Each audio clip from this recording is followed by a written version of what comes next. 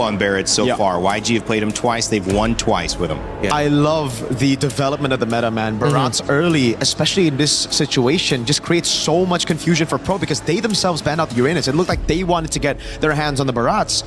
But even if Pro go for an Esmeralda, something of a counter against the Barat, this is still a flex pick knowing Yangon Galacticos. They can put it into the hands of Han. So now as Pro, you don't know what to go. Right. Yeah. I think if I'm Pro, I'm looking at what could you pair up with the Barretts and the Matilda. Does Yangon really want to play Matilda roam and then Eudora mid? If Pro's idea to that is the answer is no, then expect that this Barretts is going EXP. A safe choice for Pro right now. Oh, I was going to say, the safe choice would be a Lilia to have a way to deal with the Barats anywhere it goes, but they instead go for the Selena and the Belleric. This should be where the Fanny comes around, right? There's not a lot of crazy lockdown. They can ban it out later, like a Moskov ban. Yeah, you don't need to worry about something like a Badang showing up. The only thing that Pro Esports could come in through a surprise is if that Barretts is going EXP. One very old answer to that is to rock a Cho in the EXP so that you get that pick off up against that Fanny. But let's see if Pro remembers that and if that can actually translate to the current metagame today.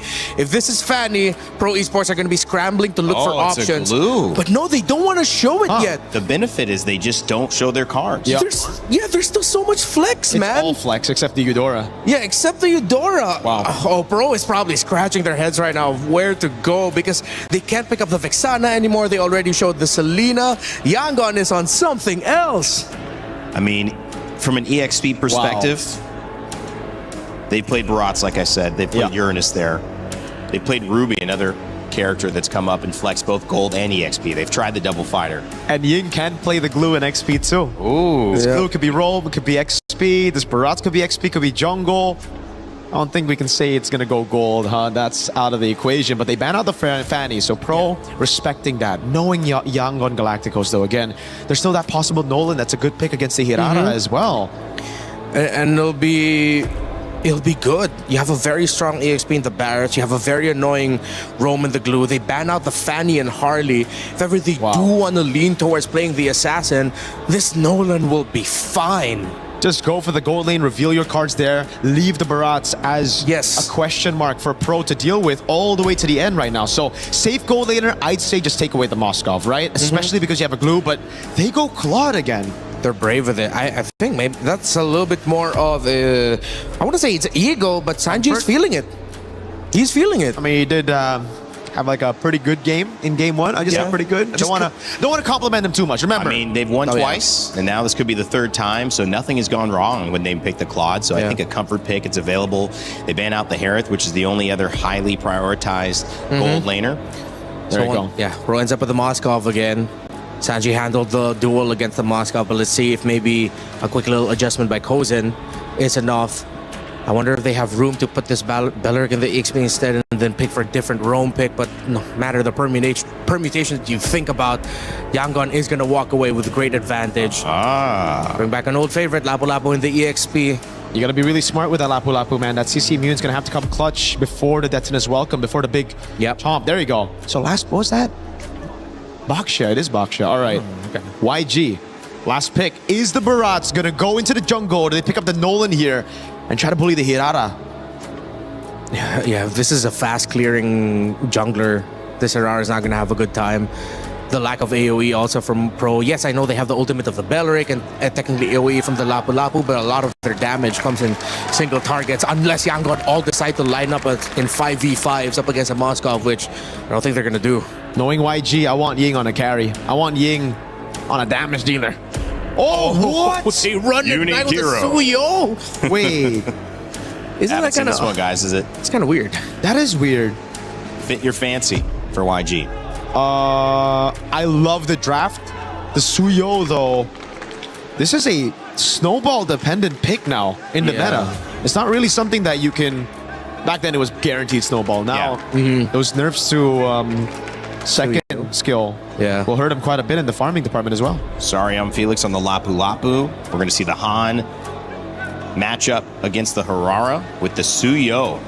Wow, this is going to be interesting right here. Very interesting decisions indeed.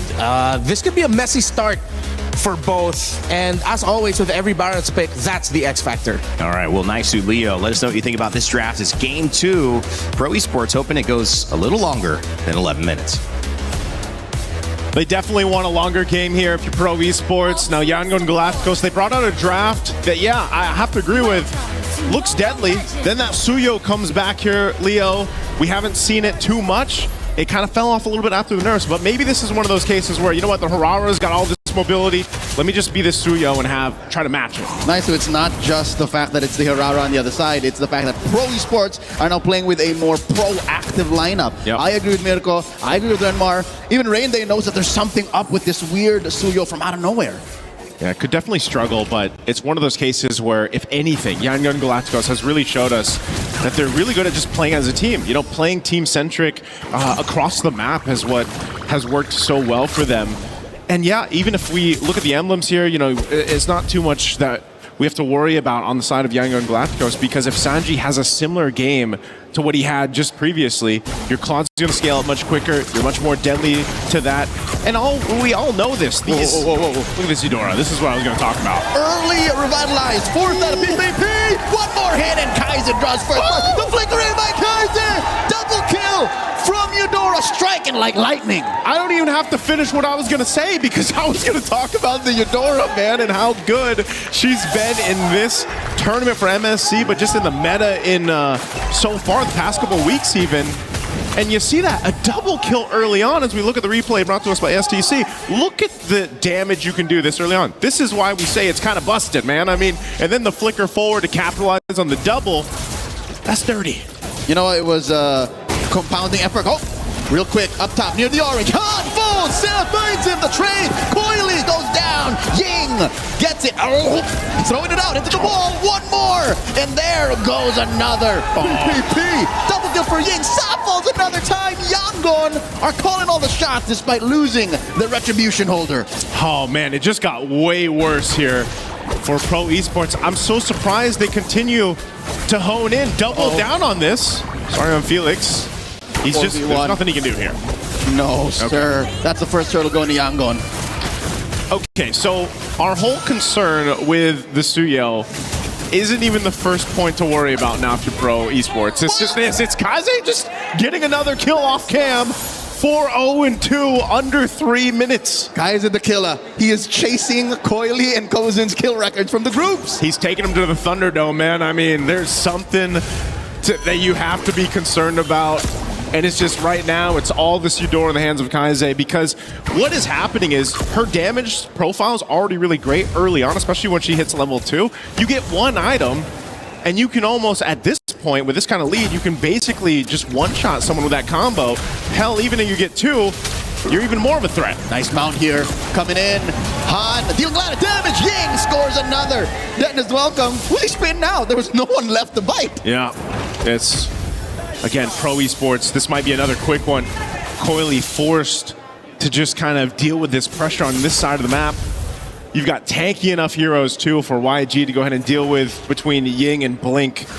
You know, Blink, synergistically, between the glue and also Kaize on the Eudora, it just, that's enough burst as well. And you can't really escape from that, because you're either getting stunned or you're getting dragged back. Just like what we saw, the interaction in the previous game, when you had that Jushin. Sanji goes back with the BMI, he's going to be safe, but this is the hard part here, Leo, is for Pro Esports. Where is that opening? Where is that opportunity then for them to actually get something here? Because originally we thought it would be these arrows with the Selena, maybe the Belric play. I'd say it's off of a perfect arrow, which Sa hasn't yet found. Yeah. The best chances would have been before the turtle or during those early skirmishes, but I don't know, something about Sa and Yangon Galacticos being so far up front throws off the accuracy. And you know what the problem is? Even if you land an arrow in your Sa and it's not Kaize, you're going to get stunned and bursted down anyway. So you have to be able to land it on the right target. And right now, that's Kaize. And he's playing so well protected around the team here. Second turtle up. They're going to fight for it. Throws it out. Han secures with the retribution. There you go, taking route. There's VPP. Kaize, very low, but takes out Coily first. Kaize still alive. Han fights VPP. Coily goes down, and now there's a trade. Finally, Pro on the board. 2 for 3. But the turtle still goes over to the Burmese. Again, they got Kaize. They shut him down, but at what cost? You know, at this point, Yangon Galacticos is happy to go ahead and just take what they want. Objective. Now they're going to take some tier 1 turret in the mid. They get a Sky Piercer on Han. They build up forward more momentum in this game. You know, all this happening in a 4,000 gold lead at the 5-minute mark. Sanji and Blink and the rest of the team are here. Kaize, so deadly with a dangerous grass as well. Coily looking to take down Blink, takes a few Glulings out on the way. 5.5 minutes in, Joseph, gotta say. Sanji's been getting the gold lane experience once again. Yeah, that's what I was worried about. You can see that too, man. 1,000 gold ahead right now in that gold lane matchup. You know, he's just able to go ahead and hold his own, but just rely on the rest of the team to be here. He's so aggressive with it too against Kozin. He knows Kozin needs some more time to build up on that Moskov, and right now he'll be playing that long lane, playing off the side of the map when it is objective time. But at least this next turtle is going to be towards that side, so we'll see how both gold laners decide to play around it. But you can just see the clear lead right now that Sanji has as he looks to take down that tier 1 turret. They might just go for a swap here, give up this turret over to YG as they scale in forward. With 30 seconds before the turtle spawns, I feel like there's just too much on Sa's shoulders. Sa is trying to plant snares. Sa is trying to throw out lethal arrows on the right target, mind you. It seems to be Blink right now, but even with all these ults thrown out, Blink might survive. SOD sidesteps in, buys a little more time, but PPP punches him into the ground. A little bit of a kill, some respite for Pro. Yeah, a bit of a baby step in the right direction that Pro Esports needs. Again, they need to slowly build up here in their own favor, and you know, at some point, you just gotta get what you can take. Oh, Han is 2 levels up on Coily. Despite the man advantage for Pro, the retribution count is just so much higher. Look, Yangon will secure this easy peasy. Yeah, even without Blink, you know, there's just too much of a threat right now for YG's lineup. And like you said, I think, you know, this is the big part. It's so much responsibility for Sa to land these arrows. You know, usually when we see these Selenas picked up so far throughout MSC, yeah, you're able to play around the arrows, you know, you're able to go ahead and follow through, but that's if you're not down so much in the early game. And so now, your arrows, even if you land them, you don't essentially have this free reign to just go follow up, get that kill, have the team make it, because it's all just a risk up to this point. Still holding up almost 3 levels now against Coily here, this tier 2 being threatened on the bottom side. Oh, both junglers up on this top side too. We might actually have 2 fights break out. Oh, it's not just 2 junglers, it's Ying as well! Iframes on Coily dashing through the wall, but Han pursues Sever to take him down. Coily bites it. And this is why it sort of made sense that the Suyo came through with the Hirara on the other side. At least in some way or another, you have some mobility options yourself to catch up after those iframes and Hirara's dashing around herself. I mean, one might argue if Hirara has 4 skills. Yeah. 1, he's got 6. 3, 4. He's got 6. Yeah. So the math just counts for Yangon either way, especially since Pro are down so much. And now, as you can see, Kaize has taken a little bit of a back foot. Now maybe 2nd or 3rd prio when it comes to damage output. But the map has turned red, and when it's this down bad, the Selena has so much more to deal with, and PPP can only do so much. It's an honest tree, dude. Yeah. PPP can't threaten as much of a purified pop from Sanji as he used to in Game 1. There's none of that flicker combination, you know, that we usually see with Belrix, for example. You need the Revitalize here, though, too, because if you do break out into a team fight and they try to follow through, eventually, if they can extend it, they'll have some of that magic resist to build up, especially on that front line, to help extend, because there is some potential there. Just like we saw in the one previous fight with the Turtle, where Sarion Felix can burn a flicker, just find Kaize and take out that option. Detna's welcome. Throw it into the wall. Now the dash and the sever, putting BBB down. Han scores. Sky Piercer stack. Yes, please. Sarion Felix brings Spider back. Not enough damage reduction as Han gets a double. Another stack. And now the Lord up next. Yangon Galacticos puts a black and purple jersey on it. Man, stacks on stacks right now for the Suyo. Despite his changes that he's gone through, you're still reminded why he was such a threat before. Look at this. Again, lines up the Queller. Just a cool guy. You know, shoots, goes back to the Lord. Here's someone else low. I have a Sky Piercer. Let me go grab that double. And just goes back to secure the objective. And this is the problem. This team fighting, as he's chasing. Oh! As if talking about it in the instant replay wasn't enough, Han does it again. 5-1-5. The penultimate hero of the M6 World Championships are back. 10K almost up, Joseph. 9,500 gold for Yangon Galacticos. They're about to pop so many holy shields, and the Lord isn't even halfway through the river. Man, it feels like the 2 days that we had between groups and now knockouts has taken us back 2 months, you know, in terms of the meta. 2 years with Suyo. 2 years even, yeah, in some cases, because Suyo popping off this way, again, it takes the team to make it happen. Oh, again, a Queller, Soul Sever, enough to bring Sariam Felix to half, but now they got to deal with this Lord. That's your front line. Gonna crash in. Holy Shield already popped. Yangon Galacticos can force the issue here. They choose to take the disciplined route. Welcome. No, he can just cancel this. Yeah. He's fine. Just throwing some dirt in the back there. Okay, they defend against the Lord. They lose a bit of that health on the turret, though, but all the shields pretty much nearly dealt with here. Let's take a quick look at the items. You can see the disparity across the roles here. You know, at most, the closest that you have is between the XP laners, but, you know, for Ying, he has one job, and that's just use that Daytona's welcome, tank up a bunch of damage. He's already got great coverage. You know, Radiant Armor for that magic, Chastise Pauldron, plus the Antique Caress here. He's as tanky as he pretty much needs to be to set things up around that ultimate. Not to mention Blink, who's just about to get his flicker back. Yep. He can go ahead and mount, easily break through the formation, and then scramble Pro Esports. Not to mention how much gold he's making. He's making bank, Joseph. He's eating good bread. Already able to be built the Cursed Helm. That stacks with Eudora's Superconductor. Yeah, there's this, you know, those things add up, shred through some of that magic resistance that's trying to be built up even by Pro Esports. And that's just two of them. That's just Eudora and the glue. Yeah. Again, Ying tanking it up. Oh, flicker! Dennis Welcome throws it into PPP as he's forced to take root, and Han serves up another, gets another stack, and in comes one more as Sa falls.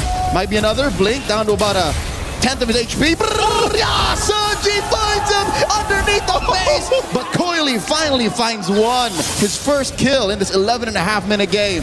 Stayed a little too long, but did the damage anyway. 3 down for Pro Esports, facing down 4 members of Yangon Galacticos. They don't have their gold laner, but they will still be able to take this mid-base turret down. Oh my, look at the veterancy, the wisdom of Yangon Galacticos. They could have forced it. Any other team who's this close to victory would have forced it, but nope, they saw the Lord. We'll take it slow, 10k up. Let's just go for the sure win. Yeah, they have to go ahead and delay this. They don't want to whiff here. If they actually started this Lord too much without Sanji being up, now that he's alive, they don't want the potential for Pro Esports to go ahead and steal the Lord from them. So they hold it on. It looks like despite it all, 10,000 gold deficit, Pro Esports is centering around the Lord. This might be one of those cases where they just trying to make a play happen here. Conceal going to be used by Blink. Blink finds the back line, compromises Sa, forcing Soriam Felix back. Felix does oblige, tries to fight back. Sanji wailing away, gets knocked out by the Lord. Ying still holds on, and Dennis Welcome. Han secures the Lord, and there's one arrow thrown out. Not gonna be able to stop him, and they will take down PPP first. The trigger discipline on Ying doesn't force anything just yet. Yep, Ying still has that ultimate available, so taking one down, P will be back up for this defense, but Lord's already secured here for YG. They've had complete control from the moment this game got underway. Some respite, Joseph. A little bit of a silver lining for the Cambodian fans.